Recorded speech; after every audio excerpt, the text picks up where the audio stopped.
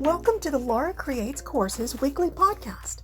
I'm Laura Coulter, and I'm here to share with you insights and stories to help you develop your own effective online course. Each episode includes something for you to do and a way to interact with a community of people just like you. You can find the show notes for this and other podcast episodes at lauracreatescourses.com/podcast/EP and the episode number. Episode 3 starts diving into discussion boards, specifically using introductions. This is the first episode in a 3-episode series on discussion boards as learning activities. Today we're going to be covering introductions in discussion boards, but first I want to start by talking a little bit about why discussion boards are important. Courses where the students feel a sense of community have a much higher success rate than courses where students feel isolated. That is where discussion boards can fit in. When you build a community between your students, you give them more than just yourself. You give them the chance to connect with others, and it gives them more of a network of support. It is a professional learning network or a professional learning community. And that's really valuable. Creating solid relationships between teachers and students makes the students feel more engaged in the course and more willing to put the effort into it. And connecting the students to each other also provides them a sense of connectedness and engagement and a sense of responsibility that they want to follow through because their classmates might be pulling for them or depending on them for something. There are 2 types of online courses. There is a synchronous online course, which means everybody's working through it together at the same time. Maybe week 1, everybody's doing this, week 2, everybody's doing that. And then there's asynchronous courses. Those are your self-paced course. Anyone can enter at any time.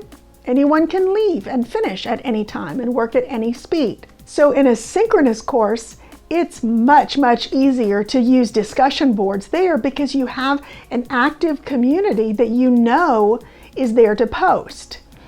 In an asynchronous course, it's a little harder to do that, but it's not impossible. So the sense of isolation that students feel when taking an online course is very real, and it's a big cause of why students don't finish a course. But if you can put in some way for students to feel connected even with past students, then you're providing a stronger sense of connection than you would if you didn't have any kind of discussion board.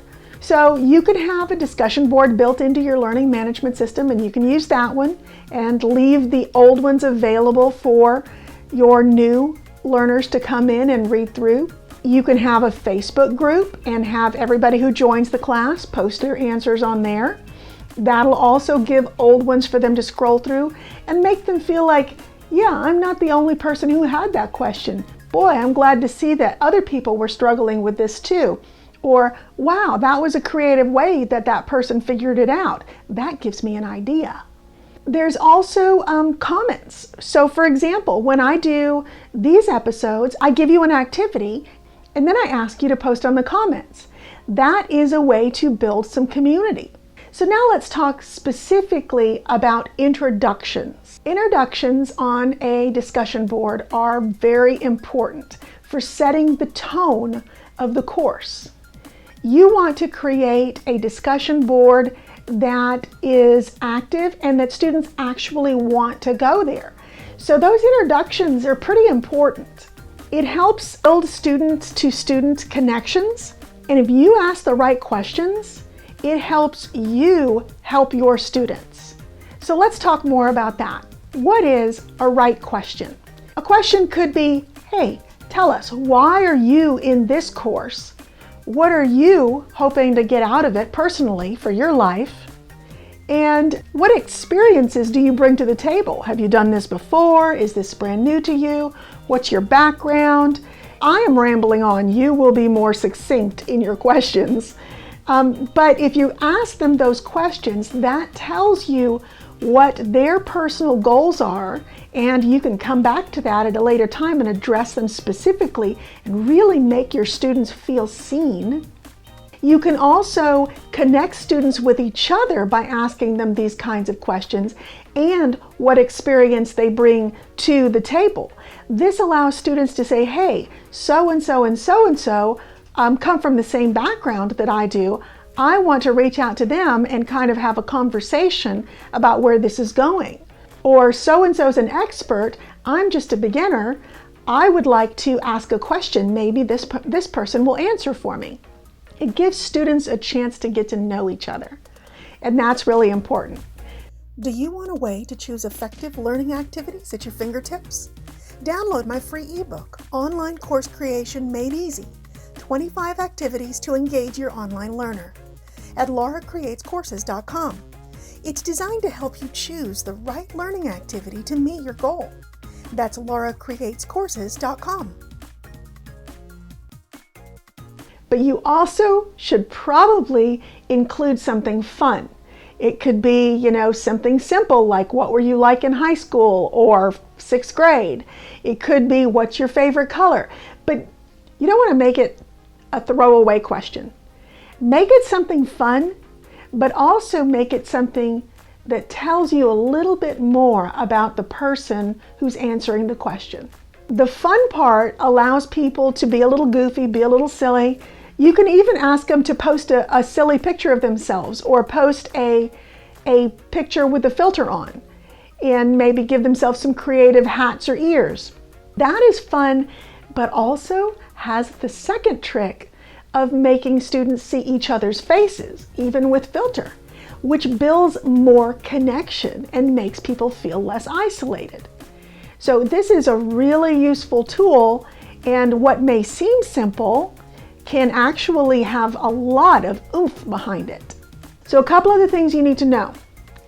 You have to introduce yourself as well. You have to post, and you might be the first post, and you might set the silliest tone, or you might model how in-depth you want this answer to be, and students will follow your suit.